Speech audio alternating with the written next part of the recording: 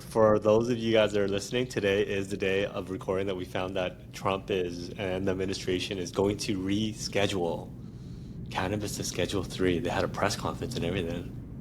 It's big news. I know. It's like probably the most monumental progress that we've seen in a lot of years. So it's exciting. Federally for sure. And I was talking to a pharmacist about this, and he mentioned that there's a lot of questions more than answers now of rescheduling.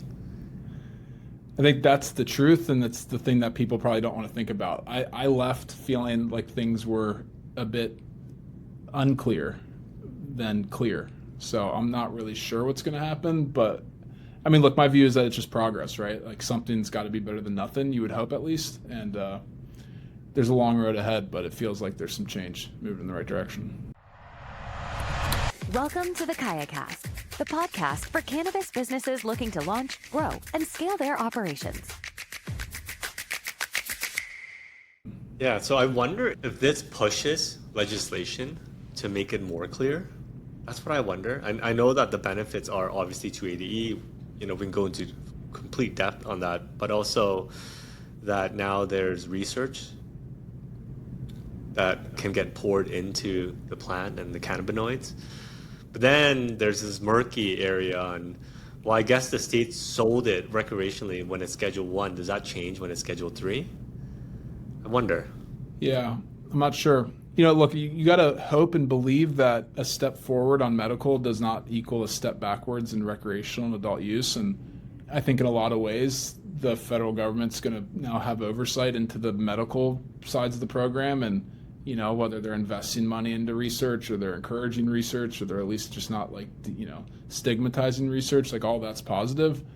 What I'm unsure about is like, how do you, in a market that has both recreational and medical cannabis, how are they going to bifurcate the two? Like for 280E, will that only be relief on medical sales, or will that be relief on all cannabis sales, right? Like I think that's the question that people need to answer. Well, for me, thinking about it logically, it has to be all, for sure, because you've rescheduled the entire drug, like the entire plan, right?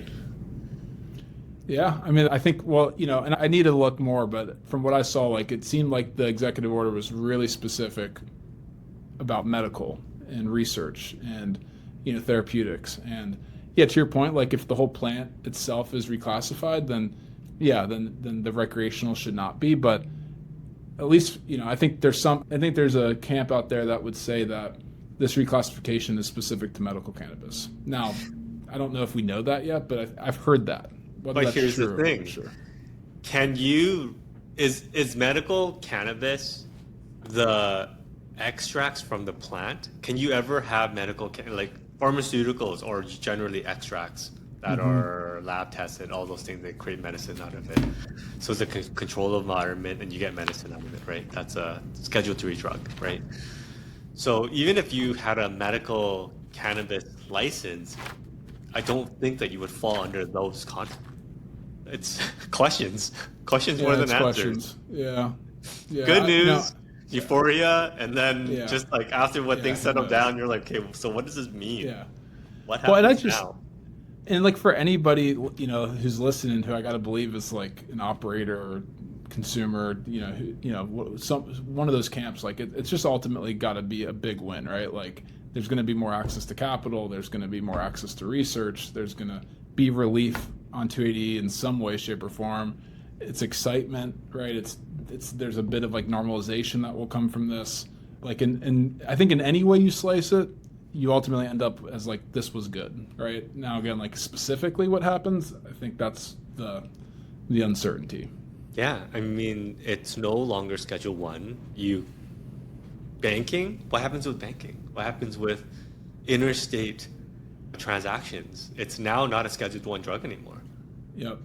Well, I talked, we have banking partners that help us facilitate the Spendr program, and one of the reasons that banking access is so difficult, at least under the Schedule 1 world, is the compliance requirements and the compliance burdens around, how do you, actually bank something that is, a Schedule 1 federally illegal substance. And what we're hearing is that some of those compliance requirements, some of those compliance burdens do go away under Schedule 3. And so you will see more banks at least be willing, whether they actually bank it or not, at least be more willing to explore banking the industry. So you'll certainly see some impact from. I think you'll see more players come into the space. Yeah. So a lot of questions, all positive. It's all moving in the right direction. Yeah. Agreed. Now I think to myself, what does that look like for a grower in California? That's just bust open the doors, or it's still very state specific. So maybe each state decides, hey, we only want product in our state. Who knows? Well, and I think the one certainty is like interstate commerce has not yet changed. I don't think there won't be movement there. But again, like with anything, you got to hope that progress leads to more progress, right? And so, we were never going to have interstate commerce until we have Schedule 3. We're never going to have legalization until there was Schedule 3. Like, you'll never have descheduling until there's Schedule 3. So, like, it's just, how do we hopefully parlay this into some additional wins at the federal level? But then, I know the interstate commerce for most likely the plant doesn't change. But if you're a pharmaceutical company and you now do research in cannabinoids and you create a compound, an extract that's, say, for example, CBN, for example, hey, we can justify and through studies that CBN does help for sleep, and you create the CBN drug, that you can sell anywhere in the country. Right? That's interesting. Yeah, I mean... It's Schedule 3. I mean... Yeah. So now that opens the door for that. What happens afterwards? Questions. Yeah, maybe more questions than answers, right? Isn't that what more questions than answers? Friend said? But before we start, and you're here, this is breaking news, so I wanted to talk to you a little bit about that. But I also want to talk to you about loyalty, the game that you're in. Before we start, maybe Lucas, can you tell our listeners just a little bit about your background, what you do? Yeah. I mean, I think we as a company, Spendr, do a lot of things. We ultimately started Spendr, I think, to solve a lot of the problems in the cannabis industry that everybody faced, whether that's payments, banking access, marketing, advertising access, all the things that go into like how do you create a loyal customer experience and a loyal customer base. I would say specifically, Spendr is a financial and loyalty platform. Dispensaries use Spendr to offer compliant cashless payments through a mobile app. They can offer rewards and discounts to their customers, and then consumers would use Spendr similar to like using Venmo, Cash App, the Starbucks app. Think like one place where you can add your bank account, you can fund money into a digital wallet, then you can use the app to buy products from your favorite stores, get rewards for those purchases, get discounts for those purchases, kind of like get that loyal type of experience really anywhere you shop, so long as you're paying with Spendr. And we launched that in Ohio, which was a medical-only market at the time, is now a adult use market as well. We're now offered in 13 states, some medical-only, some adult use and medical. We work with over 200 dispensary locations, and I think ultimately, really what we're doing is like solving this question of how do you create a loyal customer base. I like to say that there's no such thing as like a loyalty product, and that one product doesn't solve that for you, right? Like to create loyalty, you need to have a clean store and a wide selection and good pricing and, happy and helpful staff. And you need tools like Spendr, and you need tools like Kaya Push. And you need, there's so many tools that you need ultimately to create that. And we're ultimately a tool in that tool belt. So happy to dive in and then give you some more specifics. I love that you mentioned that it's the entire customer experience that creates a loyal customer. So there are tools to measure, to achieve, to see, to communicate, but it all comes down to what does the experience look like, and are you meeting customers' expectations? Well, and I think we try not to say that Spendr is a loyalty product, and that again, like we don't want to give we don't want to give off this perception that like take Spendr and that automatically equates to loyalty, right? Because again, like there's some things that we can't do for you, right? Like we can't make your staff happy per se. We can't, increase the selection of your products. We can't figure out your pricing for you. So we're a tool in the tool belt.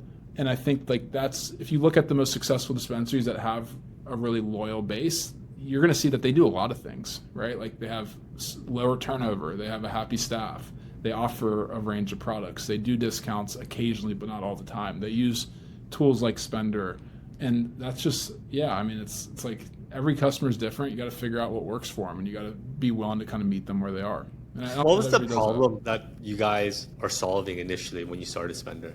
What was the biggest problem? Well, initially it was the payments problem. So it was the problem with cash, and I am a cannabis consumer and medical marijuana patient, and personally hated paying with cash. Shopped at, I don't know, maybe 100 plus dispensaries in my life, and just hated the idea of paying fees to get cash out or doing like the roundup debit card thing with a fee, and just felt like there got to be a better solution to that. And I think you're seeing the world change into like mobile apps and digital wallets. I think you can look to Starbucks as like a great comp around, will people pay with a mobile app when done well? And I think the answer is yes. And we try to prove that, right? Like we try to prove that we could convince the consumer to ditch cash, get the Spendr app, link a bank to Spendr, and then use Spendr for their purchases, and continue to do that even past that first time. And we solved that, I think, really quickly and clearly, in that we were getting, almost 40% of a dispensary's whole business was coming through our platform. And these were businesses that did the cashless ATM, that did cash, that maybe had another ACH product. And Spendr was the lion's share of all of their transactions, because we just made a better experience, a more rewarding experience, one that helped the consumer. So that was the initial problem. I think what we've evolved into is really solving the customer retention problem, right? And I think that's, again, it's kind of synonymous with loyalty. Like you can't have loyalty unless you have retention, right? If a customer only shops with you once, that's not a loyal customer. And what I think dispensaries have the most, one of the biggest challenges with is like retention. How do you keep somebody you've brought in once? There's a lot of stores in certain areas. Like if you're all carrying the same products with the same prices, the same first customer discount, how are you going to keep that person the second, third, fourth time? And we think Spendr has proven to be that thing that really does differentiate one from another, and is helping customers retain those, helping dispensaries retain those customers. So how has Spendr evolved from a payments platform to where it is today? Yeah, I mean, I think it's funny. Like I think it's evolved a lot while also not, right? Like to some degree, the product that we offered day one is very similar to the product we offer today. Obviously, we've made it better. We've improved it. There's, it's less glitchy. There's less bugs. It's a more seamless experience. But in terms of the feature set, we're offering very much the same features that we were day one. I think what's changed is in how we position Spendr, both to the customer and to the customer being the end consumer and the dispensary. I think what we leaned into, though, and that's where the evolution has come in, is we really leaned into like, how do you turn payments into a retention channel? I think there's a lot of companies that think of payments as just payments, right? And somebody's going to pay with it and they're going to move on. And you're going to need text message marketing, email marketing to ultimately do that communication. What we found was that payments is actually the best communication channel. Payments is the highest intent, right? You're in Spendr when you're ready to buy. It's like last mile delivery, so to speak, in that you're in Spendr right before you buy. There's no window shopping. So if you're in Spendr, you're an intentional wanting to buy cannabis person, and we can now position to you the right communication, the right deal, the right discount at the right time in a very personalized and targeted way. And I think the ability to communicate through payments is what's driving that retention. So I'd say that's where the evolution comes in. Like, again, the product set is very similar. We've done a lot, but it's very similar to what we offered day one. We really just like leaned into turning payments into a communication channel. It's been really effective for us so far. How do you get customers to open Spendr? Like the consumer. The consumer, yeah. Because once they're in there, like you said, communication can be dialed, the offering can be dialed based on historical purchases. Now it's probably a problem that you're solving constantly, right? You have somebody with a phone and they have a million apps. If you open up my phone, it's crazy. Yeah, it's nuts. Yeah. I mean, look, I think that's where relevancy is like the most important metric to target. I find it funny because I feel like just marketing platforms and advertising platforms are somewhat counterproductive What I mean is like if you're a marketing platform or an ads platform, you make money by surfacing more messages or more ads to a person. The problem is that the more you do that, the less likely they are to engage, right? So there's this like relationship in which the more I get spammed, the less likely I am to engage with the thing. And so what you really have to do is like dial in relevancy. And that's what we focus on, is like how can we prove and how can we measure relevancy so that when we do deliver it to somebody, they're like, oh, wow, like this is for me. I've really thought about this. This is like a thoughtful communication that I actually care about. And then it doesn't feel like marketing, right? Like you talk about apps on your phone. Let's talk about like your inbox with all the promotional emails and all the spam emails you get, right? Like how many people open the promotional emails? And so the problem with that is that people aren't really seeing the information that you're sending them because it's not relevant. But with Spendr, what we've really focused on is delivering you something of relevancy so that you open it. And then what actually happens is like the more you see that we're sending you relevant communications, the more likely you are to open it that next time. Because you're like, well, last time it was very relevant and it helped, it like made my life better. So now I'm going to try it again. And then like each time they open it and they're like, wow, this feels good, they're more likely to do it again the next time. So we're actually seeing like open rates go up over time. Engagement rates go up over time because each time they open it, it's like a reinforcement that we actually understand what they care about. And so then they're more likely to like give us another chance in opening our email. So I'd say that's how we do it, is like you got to dial in relevancy. And the more you do that, the more likely they are to open your app. I feel like you guys are solving, you solved a problem and you're tackling a different problem than getting somebody's email. That makes sense. So if I giving somebody their email, there's a lot less friction involved in that exchange because I don't have to download an app. But you're competing now for attention because my inbox, you're right. When I wake up in the morning, there's got to be 20 people that send me promotions. And it's promotions I never sign up for. So now I'm just click, delete. I don't even open any promotion unless it's from somebody that, and sometimes I delete. In doing so, I delete email that I should actually open. Yeah, that's right? the problem. 100%. Totally. So you get the volume out, but the quality isn't there. Well, and again, that's, I think the counterproductiveness is the fact that like people then think, well, then I should send them another email. And like each of those emails, you're just eventually getting so pissed off that you hit the unsubscribe button, right? And then you don't get any emails anymore. And I think that's where we've really tried to focus is like, yeah, getting that initial sign up is hard. Once you get that sign up, it's so much easier. And I think I would rather like, it's like this concept like choose your hard, right? It's like I would rather it be hard to get them in, but then easier to keep them and engage them versus the reverse, which I think it's easier to get them in, but much harder to engage them and keep them. And I'll tell you one other thing on this point. Spendr also provides real utility to the consumer and that they actually pay for their cannabis and they get discounts on their cannabis through Spendr. If we were just a marketing app, I wouldn't use it. But the fact that I can actually pay for my cannabis, the fact that I can find stores, I can get discounts, Spendr truly is like the most kind of affordable and easiest place to find and buy cannabis out there. So I don't even think of it as a marketing app, as like the consumer. Right? I think of this as like real utility, like something of value. And so I'm opening it regardless of the communication because I want to get value out of it. And that I think that's the difference is like, how do you provide real utility, real value to the consumer where they're seeking you out versus So tell me how Spendr works. Yeah. Yeah. For the end user?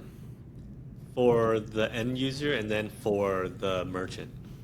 Yeah. So the end user downloads the app from Apple or Android. They can also sign up on the web if they want. All the 99%'s on the mobile app. They create a quick account. They link their bank through Plaid, which is the same software used by Venmo and Cash App and all the large fintech apps. So you can like get a Spendr account and be all the way set up within like 60 seconds to 2 minutes, given your kind of savviness with tech. And then once you're in, you can then just start to, put money into Spendr. You can hold money in there. You can find the stores nearby that offer Spendr. You can see all of your reward offerings. So we give all of our customers like Milestones, whereas they spend with Spendr, they get rewards. These rewards are discounts, cash back, other benefits for using Spendr. And then once you've kind of found that store, you're in that store that takes Spendr, you just scan a QR code. And when you scan that QR code, the money just goes from your Spendr account into the Dispensaries account. It's one click of a button. It's faster than cash or debit card or credit card or any other platform that exists. And then you're instantly met with that like feedback of like, did I get points? Did I get rewards? What cash back did I get? Did I unlock a new discount? And that's really, again, how we're creating some of that value for the consumers, like giving them like kind of real-time access, like here's what you've earned, here's what you can earn. So that's how it works for the consumer. For the merchant, we have, integrations with a variety of point of sale systems, and that experience looks a little bit different than the cases that we don't have point of sale integrations. But the cool thing about Spendr is you can use it anywhere that accepts it. We're point of sale agnostic, so we work with every point of sale. And essentially the Budtender, the clerk is going to just create a Spendr QR code that the consumer can scan with their phone, or the dispensary can send them a request to pay via their phone number. So you can do it remotely. Like I can send you a payment right now, even though we're thousands of miles away. It's instantaneous. You hit a button and you pay, and then everything reconciles on the back end pretty automatically. So how does the merchant create repeat customers through Spendr? Yeah, so the cool thing is that we do a lot of that work, I would say like automatically for them, and that once you've purchased at that store with Spendr, you are automatically enrolled. So you can think of like that payment to that merchant is an enrollment into their Spendr marketing. Once you've enrolled, we start to retarget you automatically with that dispensary's content. And so typically a dispensary is like going to say to us during onboarding, like, hey, we have a weekly deals calendar. Okay, great. So then every day, every week, we're going to be promoting that weekly deals calendar to those customers that have purchased with Spendr. And we're going to send those consumers push notifications and other content to like get them into the app. They're also just organically going into the app, and they're going to be able to see that dispensary's content. It's not an ad board, so we're not showing other dispensaries' content. We're only showing the dispensary that you've purchased from with Spendr. Okay? Does that make sense? It does. What happens if in your neighborhood you have 2 or 3 merchants that are using Spendr and you go to all 3? We show you the last place you purchased at. We rank it. And so you could see, 1 or 2, but we're going to rank it based on where you've last purchased. And really what our goal is, right, and where we've been successful is we're going to make sure you don't do that. You still may, right? You still may go shop at 2 or 3 places with Spendr, but our goal is to make sure you only shop at that first place that you used it at. And that's what our data shows us, is that it's like on average a Spendr user shops at like 1.2 stores. So it's like the majority of them just shop at the one store they first heard about it at. Got it. Yeah, that's interesting. So really you take the heavy lifting of the promotional communication away from the dispensary. Yeah, and some will some that have design resources or marketing resources will be more engaged, sending us content, sending us designs, and we're happy to publish and promote those. And some dispensaries will say, hey, we have a loyalty program, or we have our own mobile app. We want you to promote our mobile app through your mobile app. Like, great, we'll be lead generation for you, right? Like, we don't really care. Like, our job is to help promote that dispensary to its customers and to help keep its customers with that dispensary. But I think what you're hitting on is important, which is that like we're not expecting the dispensary to log into Spendr every day and figure out what to do. We do that automatically for them, and so that's where I call this like a tool in the tool belt. So like they're logging into Alpine IQ or Spring Big multiple times every day, figuring out what messages to send, where to send them, when and where and to whom. We do that work, and we're just like another channel that's going to reach those customers. Yeah, I'm really thinking about the use cases now. Spendr is really a marketplace. It's the ability for a consumer to go into a place to buy cannabis. How does the inventory, I'm guessing you integrate with a lot of POSs, the merchant's inventory get to Spendr? We don't have to really worry about the inventory. We do have integrations so we can see like what you're buying, but that's all being done at the point of sale level. So you can think of us more as like the how much did I buy, when did I buy, where did I buy, not like the what did I buy. We can know the what, but we're not responsible for like pulling in that inventory. That's happening at the point of sale level. Oh. Yeah. When I go on a Spendr app and I'm ready to buy something, am I shown the inventory of what I can buy? No, you're doing that through their like e-com platform, and then you're just hitting like a pay with Spendr button. It's like Okay, PayPal. got it. Yeah. Or like Shop Pay or Apple Pay online, right? It's just like you're hitting the Spendr button, or you're going in store, you're placing your order physically, and they're like, hey, it's $100. You're like, great. You pull out your Spendr app, you hit a button, you scan a QR code, and you're done. Well, so can you walk me through kind of maybe not the finances, but how does the merchant then pay Spendr? Yeah, the merchant pays us a fee for processing those transactions. Got it. Yeah. So, and that's where I think, like, again, I think what we did and how we evolved was we think payments should ultimately be free, right? I mean, my ACH is no different than any other company's ACH. Payments is a commodity. I mean, anybody who tells you payments is not a commodity, I would argue is maybe not in payments. The value is in the broader feature set and the broader product set. And so for us, like, the reason we charge the dispensary is not really for payments processing, it's for the marketing, it's for the retention, it's for the loyalty services.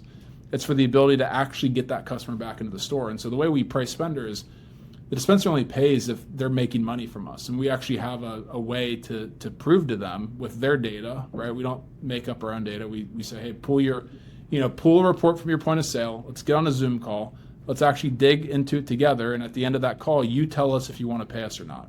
99% of customers that have tried Spendr have moved forward to pay us because we can prove to them that once a customer adopts Spendr, that customer is going to spend more, they're going to shop more, they're going to be less likely to go elsewhere than the non-Spendr customer.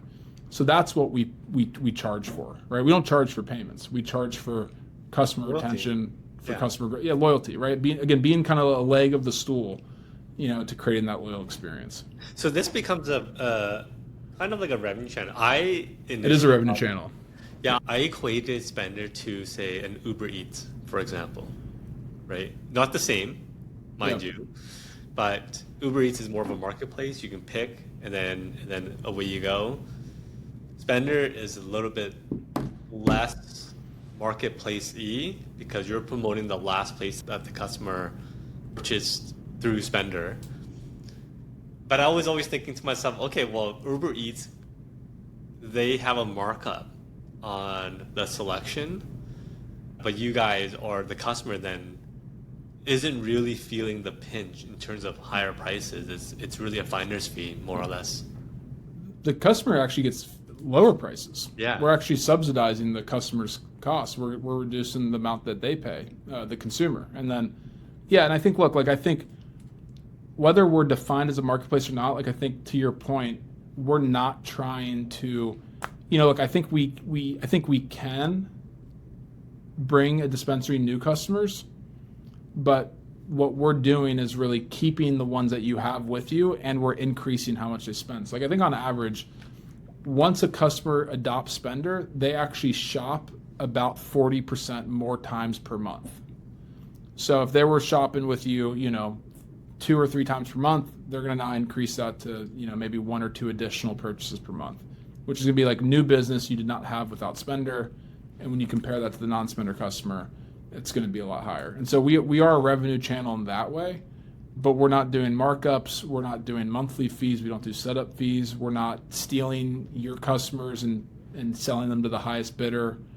We don't do anything like that. Like our number one focus is to keep your customer with you, and to encourage that customer through incentives, through brand, through content, communications, that they should shop more with you than they were beforehand. That's powerful. So where do you see the future of loyalty? Because you've taken loyalty in such a different angle.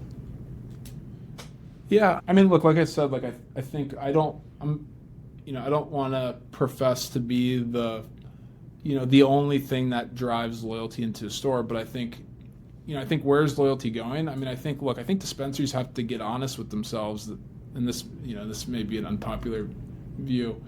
Have to get honest with themselves that it is just hard to differentiate because they do all carry the same products. They do all price them the same way. They do all offer the same discounts. It's not the same as, I'm Chipotle, you're McDonald's.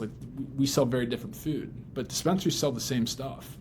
And so I think the ones that have come to that realization or have accepted the fact that the one down the street is the same as them in terms of what they offer, it then allows them to look at the world very differently. And what they then start to do is they then start to say, well, what can I control? If I can't control what I'm selling, because like I have to sell the most popular products and I have to price them the same way, well, then they start to think about, employee happiness. Well, maybe if I have a happier employee, that will like rub somebody the right way and that person will come back. Maybe, it's worth investing in a tool like Spendr.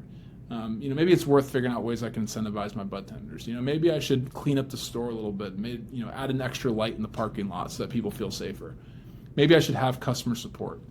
They start to do things like that I think actually does move the needle, right? Like that's what's controllable.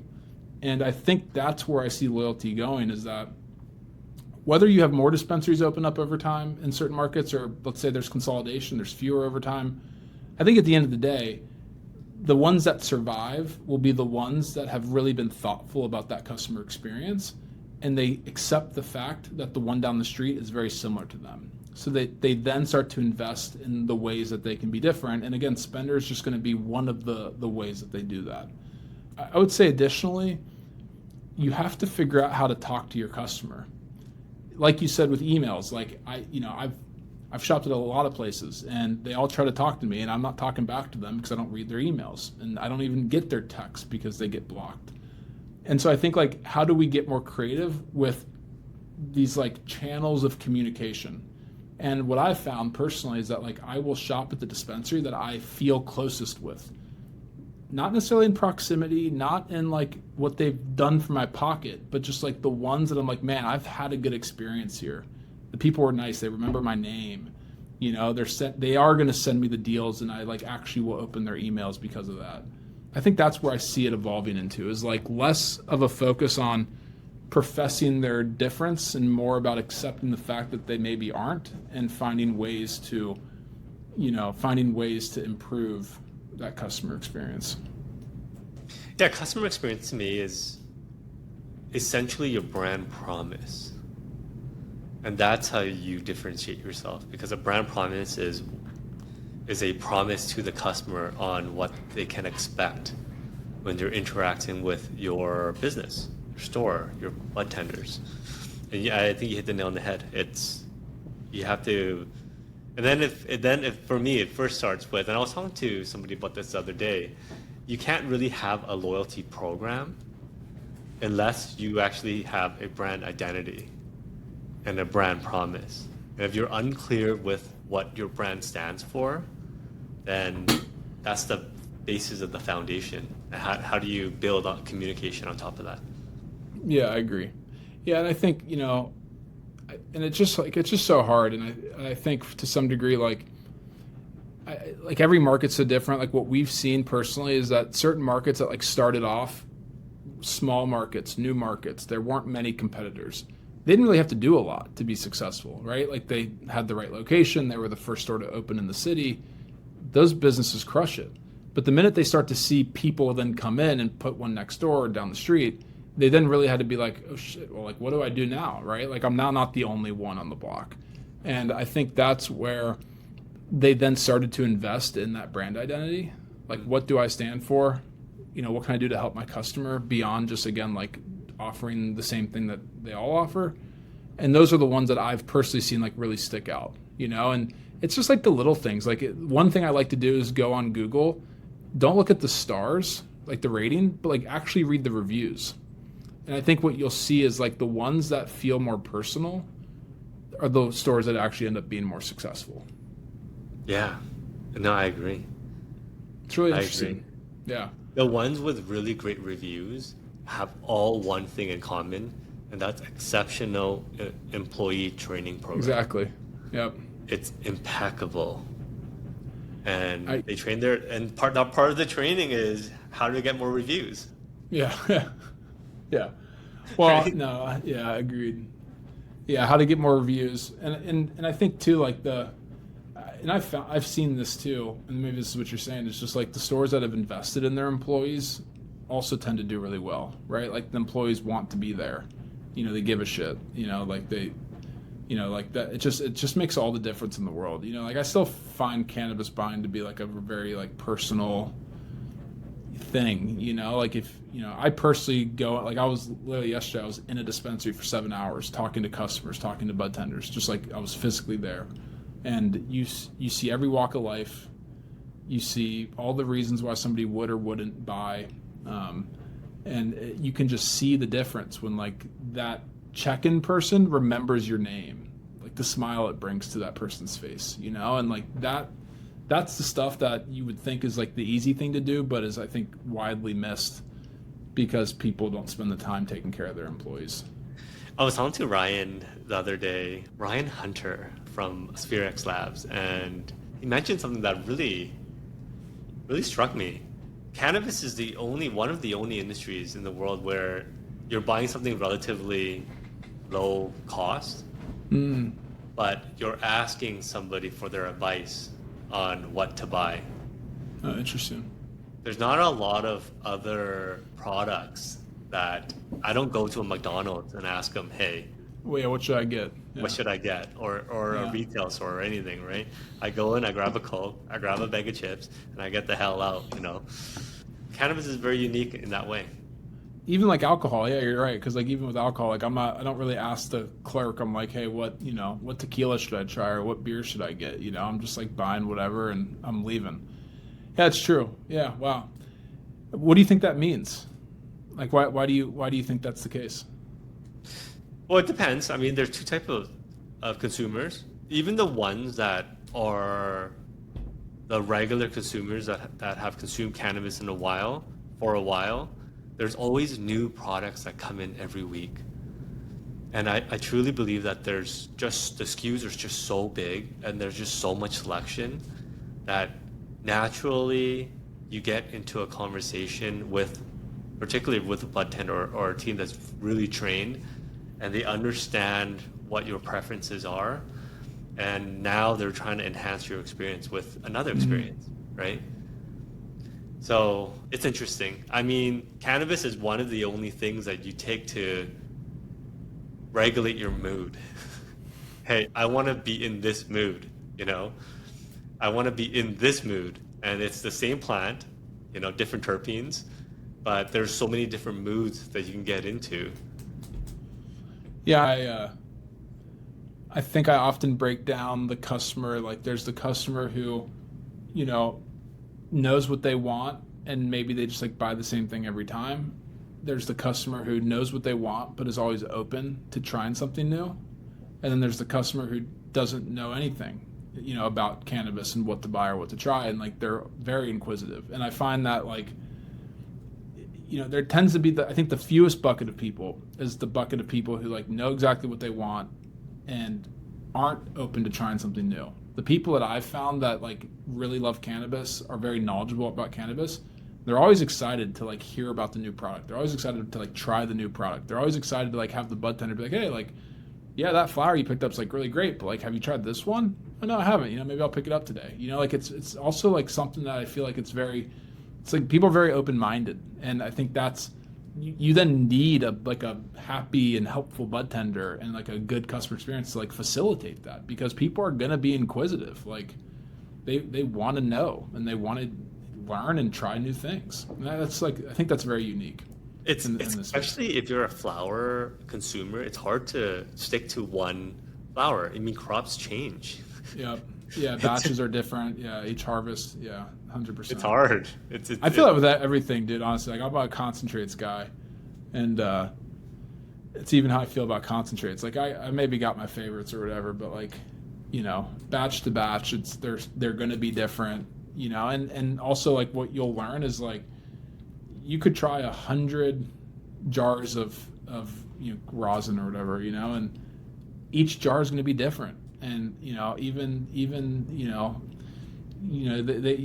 could think that they're similar. Cultivars are similar, terpene profile is similar, but like it's still going to be a different experience once taken. It's going to be a different flavor profile, like, and so that just like opens your mind up to be like, well, shit, like I gotta, I want to keep trying. Like I want to keep kind of cycling through the options to really dial in on the thing I want. And again, there's just like nothing else like that.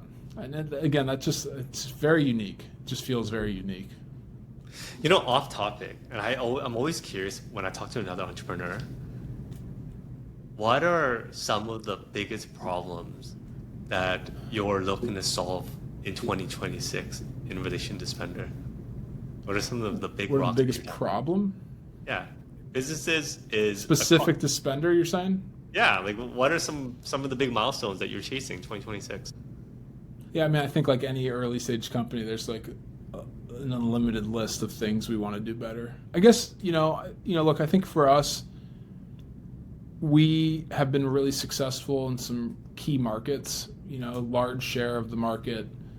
I think what we're seeing is demand for Spendr elsewhere, and we want to provide that, right? So how do we recreate the excitement we have in 13 states and now go do that in 30 states? And I think anytime you expand your operations in that way, like just this year we went from 5 markets to 13 markets. Next year we think we could go from 13 markets to, like I said, maybe 30 markets. And anytime you have kind of that rapid of acceleration in the growth, and that kind of comes, with the same, acceleration in the new locations using the platform, it's like creates a lot of problems, just in that, like, how do you manage more accounts? How do you train more accounts? How do you, it's easy to onboard 1 per month. How do you onboard 30 per month, right? How do you upkeep, 100 per month as opposed to, 20 per month? So I think for us, it's like, how do you, I would say, like, I would summarize all of the problems, or all of the milestones into this, like, how do you recreate the experience that we've had so far in 2 to 3 times more places, right? Scaling your existing operations. Yeah, scaling. And I think, like, I really care about quality. I'm like, and I'm probably, and I'll never say, like, I care too much about quality, because I don't think that's possible, but, like, there's always this balance of, like, the people who are obsessed with maintaining a quality experience, I think it's easy to then move more slowly. And, like, an example I'll give you is we don't outsource our customer support. So our customer support is, like, in the room next to me. It's a 513 Cincinnati area code number where our office is based. It's real people. They've been with the company for years. They care about our customers. They care about Spendr. And so your problem's going to be solved immediately. But with that, it's like, well, as we scale, like, that's more calls, right? Are we hiring for that team? Everybody's talking about AI. Like, there's value in self-service FAQs and, articles, but, like, nothing beats, at least not yet, like, talking to somebody human to human who really cares about your problem and is going to solve it. And that's, like, something that is really important to me and to our company. And so I think, like, how do you solve this problem of, like, wanting to be super efficient, super scalable without sacrificing quality? And I often find that, like, if you just focus on quality, the rest of those problems end up working out and taking care of themselves, while just remaining mindful that, like, speed matters, size matters. We need to get bigger, broader, more markets, more stores, more consumers. But, like, let's never forget our identity of, like, really caring about our customers and really focusing on, like, providing them a quality experience. Yeah, it's always solved the problem of scaling too much. You know what I mean? Like, you can really invest your energy towards scaling to 5x your size, but now all of that money has gone to that versus somewhere else that's useful for the business. So there's always the constraint in terms of how much you can do. Well, and I think, like, I find too that it's, like, easy to get, like, there's always, like, shortcuts, I would say, like, if you want to grow faster, like, take some shortcuts, but you then lose certain things along the way, right? Like, don't get me wrong, like, we grew our business, we're about, 4x year over year in terms of our size, and we think that will continue into next year, but we never once chose to take, like, the easy route, and again, like, focus on that core identity. And yeah, like, I think they often say about technology startups, like, do you grow at all costs, or do you, like, build a kind of sustainable, high quality business? And I don't know, I'm probably a blend of those two. I want to grow a lot, but I also want to have sustainability and something of quality. I guess it really depends how easy money is. Yeah, money how easy, much or money you can get. Yeah. Yeah, right. There's always not in the formula somewhere. That's the truth, man. Yeah. Lucas, we could talk about this for forever. I'm fascinated, not just on customer experience, but also in the growth of businesses. I see a business as a game of infinite problem solving, right? And whatever stage that you're in, there's going to be different problems, but the name of the game is which problems you choose to solve, because there's just so many to solve. Prioritization, yeah.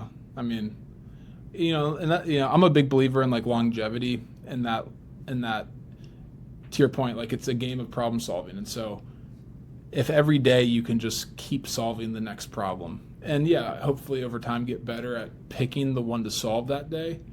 But I just tell our team and myself, at times when things get hard, it's like all we can do is wake up the next day, solve the problems that face us, go to sleep, wake up the day after, and just do that again. And like if we continue to do that every day, like there is success. And we, again, like I think, we were super fortunate to launch Spendr in a medical market.